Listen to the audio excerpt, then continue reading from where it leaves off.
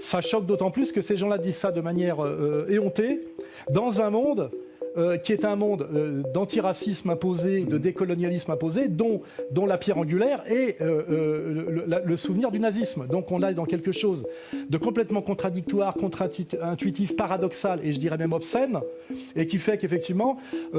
un juif intelligent, qui soit d'ailleurs sioniste discret ou qui soit même d'ailleurs très peu sioniste, se rend bien compte que Netanyahou est sans doute le pire danger pour les juifs aujourd'hui, de même qu'Israël, je le rappelle, le pays le plus dangereux pour les juifs au monde, c'est le seul pays au monde où en attendant le bus, un juif peut se faire poignarder. Ça risque pas, ça peut arriver nulle part ailleurs avec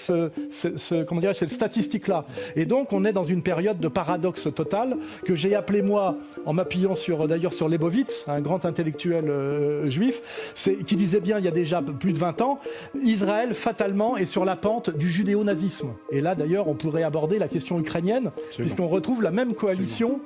de gens qui se prennent pour le peuple élu et d'autres qui se prennent pour la race des seigneurs, qui après avoir été en affrontement violent dans les années 40, c'est le moins que je peux dire, aujourd'hui fraternisent à deux endroits, en Israël et en Ukraine.